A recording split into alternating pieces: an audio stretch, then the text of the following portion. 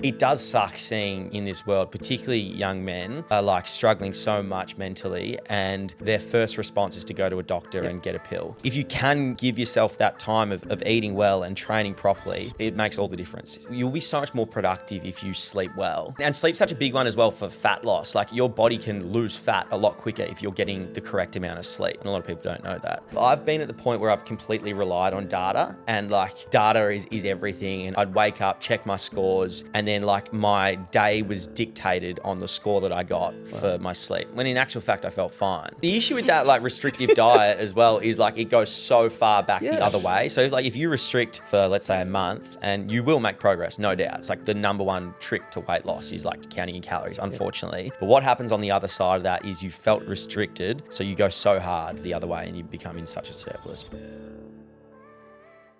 You know, in today's world, and I know we've got the disclaimer about the fact that none of us are scientists, and we're talking about this as we go along, but in today's world where there's such a big focus on people's mental well-being and particularly men's health, men's mental health and all that kind of stuff, I feel, and I'm keen to get your perspectives on this as well, is that a lot of our mental challenges can genuinely be addressed by just living a very healthy lifestyle like that. Your diet, your workouts. Like, you know, a lot of people are hooked on their phones for their dopamine hits. You get a decent dopamine kick out of doing something really good in the gym or having a really good running session, whatever it is. The endorphins, all that chemical release that your body is craving. These things can actually be the catalyst for that. And you can actually inadvertently solve a lot of your challenges. Is that what you've seen? For sure. Yeah, absolutely. Well, I mean, that's kind of why I started running. So I went on Big Brother, and then I came off Big Brother, and there was a year in between recording the show and releasing the show.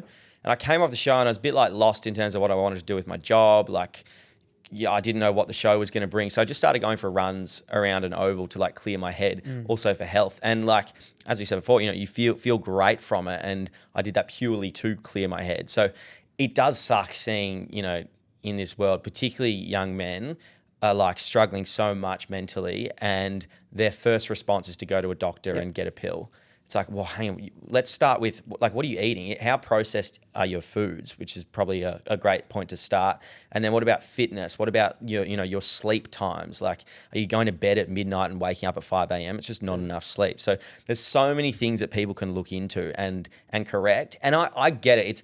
It would be tough, you know, listening to someone like myself, who's pretty much my whole life is built around like how I train and then like the business that I run. So I can kind of mold my life how I want to. If you had to get up every day and go into work, like listening to someone like me, you'd be like, piss off. Like, you know, you don't have a real job. Easy for you to say. Yeah, easy for you to say. But if you can, you know, give yourself that time of eating well and training properly, it makes all the difference in your mind, for sure. You make the point about sleeping, right? I don't know if you guys have seen this on Netflix, but there's this new doco series on the starting. Every new doco, my God. Every day is coming with a new doco. I follow sports docos. I love the genre. Yeah, great. And there's starting five, right? So that's on they've got LeBron James, five NBA players, and they're tracking their season last year, and they've got an episode specifically on LeBron, and it's like, the amount of sleep this guy gets to recover. He takes a 2-hour midday nap every single day to get his body to recover. And here I am. I'm like, you're lying in bed, TikToking and Instagramming until 12:30, 1 a.m. and you got to wake up in the morning 5, 6. I'm getting nowhere near enough rest. Diet's a sham. And all they were glued to a screen, typing away on our phones, mucking around. And then we look at these elite sports people, like, because they have a fitness guy and they've got a health guy and a diet guy, and that's why they're healthy. No, it's not, man. They're just disciplined. They've figured that my body needs to be taken care of, and this is what I need to do to actually recover. I feel like in the hustle and grind culture as well, it's kind of, you're given a badge of honor for like sleeping less, and I'm just working so hard. Like I'm working. I'm productive. I'm just always going. It's like, well, you'll be so much more productive if you sleep well. You know, and sleep's such a big one as well for fat loss. Like your body can lose fat a lot quicker if you're getting the correct amount of sleep, and a lot of people don't know that. So it's like, you know, sleep is the catalyst for so many things. I don't know if you guys have ever heard the podcast with, I think it's Michael Walker, Andrew Walker. I forgot his name. Anyway, it's a sleep podcast. He did it with Joe Rogan. And it's just like mind blowing when you hear the facts about what, you know, limited sleep does to your brain and to your body. And I think everyone after listening to that goes, I need to sleep well. How much do you sleep? I try and get 7 to 8 hours, but I'm not a good sleeper. Like I I wake up really early. But where I make the changes is I try and hop into bed early and, start early. So I'll be in bed by like 7:30, 8 p.m. sometimes. What? I know, but I'm in a 5-guy share house, and after I've had dinner at like 6:30, I'm like, I'm done. to do. Really? Yeah, I could sit jump down. on the Xbox, play Call of Duty. Yeah, well, I got a TV in my room. I put on one of your sports documentaries, and then just like kind of try and doze off. But then I'm up at like 5 or 4:50 every day. So Oh, wow. there's the knock-on effect. But yeah, getting to sleep early is the trick. Yep. You're wearing an Apple Watch. I am. So Yes. I'm going to pick on that for a second. Go for it. These days there's data overload, isn't there? much. Right? There's heaps of, everyone's got one of those on, they've got a Garmin on, they've Whoop. got this, they've got that, whoop. There's heaps of data pumping through. From your perspective, when you're coaching your clients and when you're supporting people in achieving their health objectives, how much of your, I guess, strategy is data driven and how much of it is just listen to your body, feel it out kind of thing? It's a good one. It's a hard one to say. I've been at the point where I've completely relied on data, and like I'd be, like data is everything, and I'd wake up, check my scores, and then like my day was dictated on the score that I got for my sleep. When in actual fact, I felt fine.